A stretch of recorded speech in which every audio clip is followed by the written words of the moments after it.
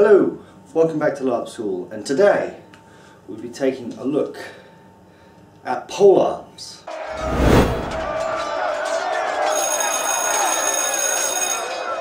Yes, welcome back. Today we'll be starting off with polearms. Now straight ahead, in advance, I will apologise that this is not outside, therefore I cannot get the full picture. It's due to being bloody freezing outside, and the garden needs a bit of a trim as well, so I'll get on that and I'll be back outside soon, don't worry. Now, polearms are very different from swords.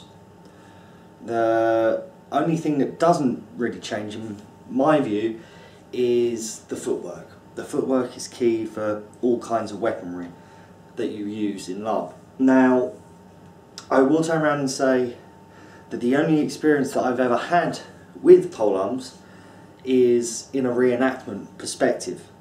Now, this style that I use is going to be completely different from conventional polearms.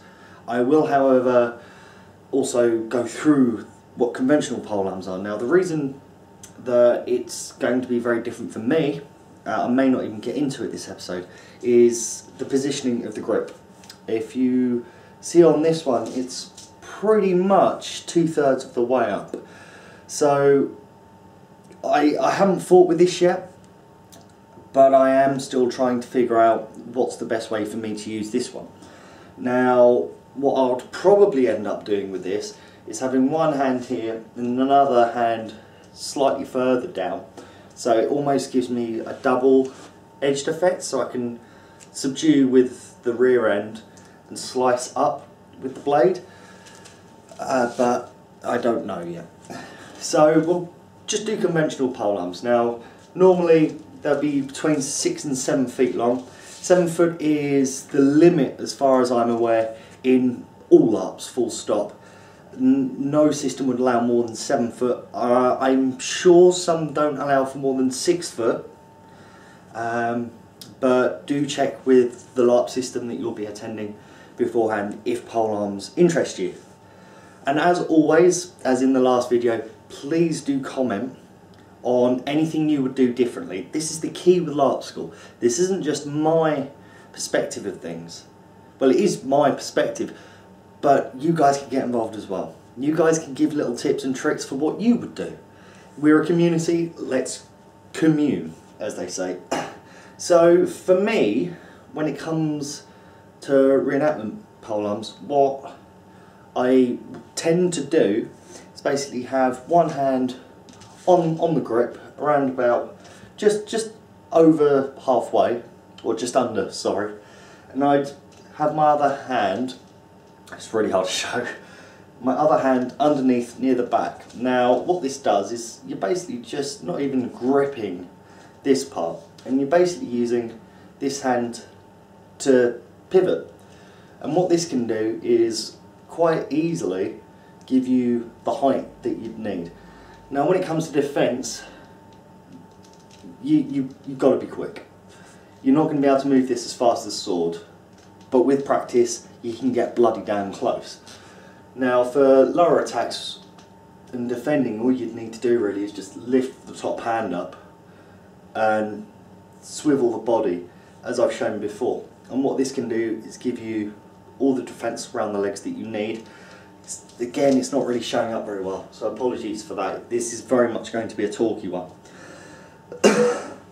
And to defend your arms, it's very much the same, only you move the body. So if you've got a shot coming in here, you'd move the whole body and protect this hand behind.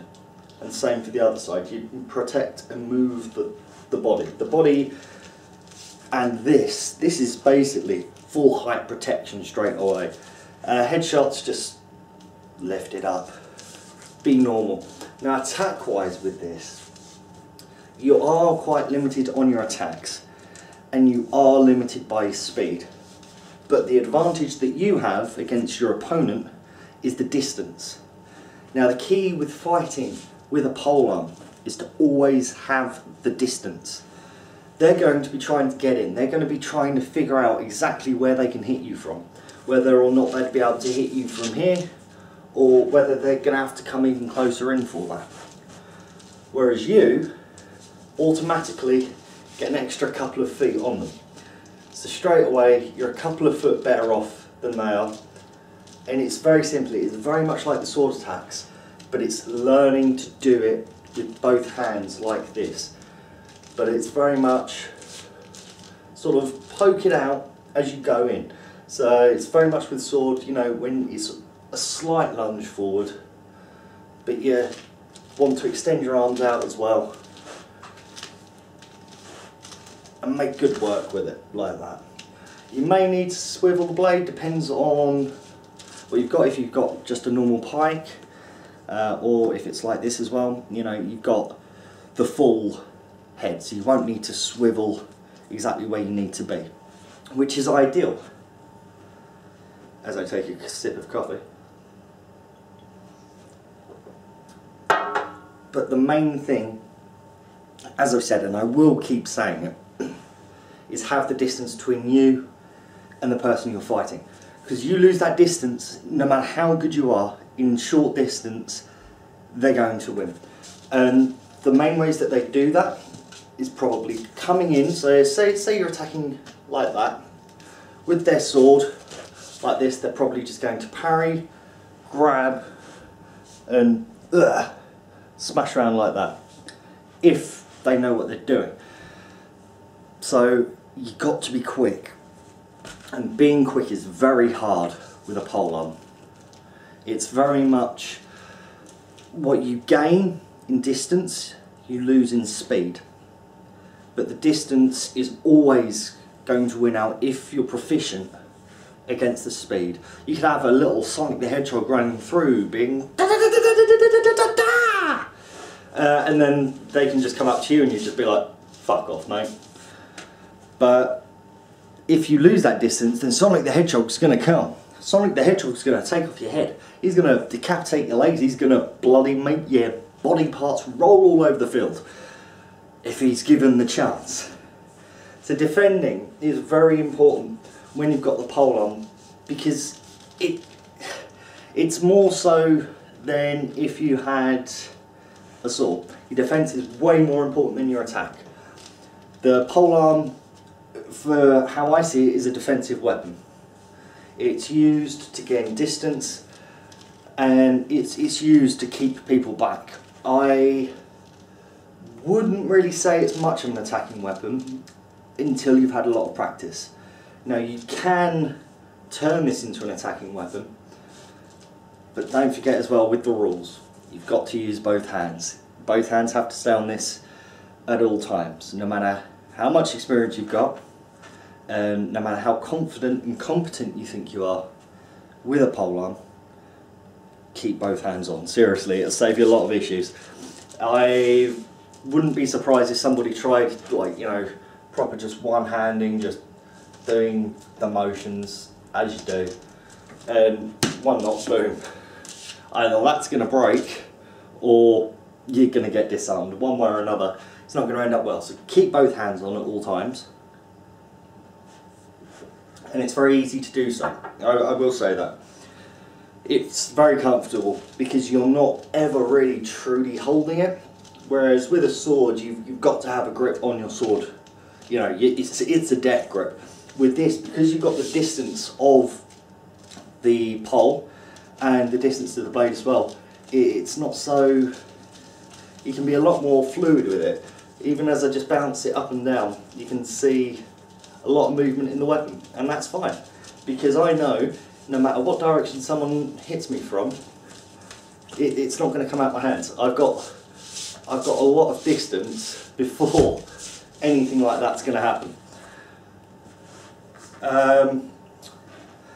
A tip for when it comes to attacking, I would say, you know, sometimes you do get stab safe spears, but I'd say as a precaution, if you're not too sure whether it's stab safe or not, just don't bother.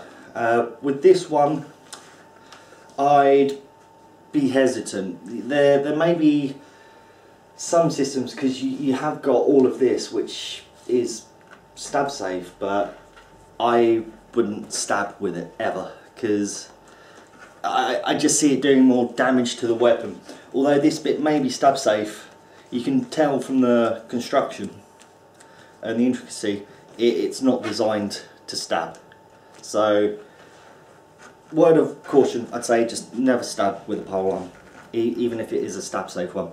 It also gets you into the habit as well of constantly having the right stance. You know, if you're just going in stabby, you're not going to hold it normally. You're going to be like, yeah, come on you son of a gun, let's have you out, I'm going to stab your face off. And then when you're like that and you've got to defend, you can defend, but just looking at the arm, it's like you're doing the Spanish dance or something. So I'd say never stab, even with a stab safe. Learn to fight normal. Just pivot the back end. It brings forward the front, and go in and attack like you would with a sword. I know this is a short episode. This is down to two reasons. One, the lack of space. I can't really do much, and for some of the moves I'm going to need room. And secondly, it's because I can't really show anything too well with this weapon. Now you may be thinking, but it's still a polearm. It is, but this is a different style of polearm. This is a polearm that I could theoretically use as a double whammy, and with that comes a whole different style. I don't have any normal LARP polearms, so it does make things very hard to show, as well as my lack of knowledge. And I'd much rather not go forward and say things that could be completely wrong. So I'd much rather stick with things that I know are safe, things that I've done from reenactment, just the bog standard parts. I will go through a little bit of flair with the polearm. Not sure when that video will come out. Next time I'm probably going to go into character again and doing a little bit of IC/OC. So explaining, you know, what's good IC, what's good OC, things like that. But anyway, thank you very much for watching this episode of LARP School. Apologies, it's a short one, and I know this isn't the best one, so sorry about that. Until the next time though, take care and goodbye for now.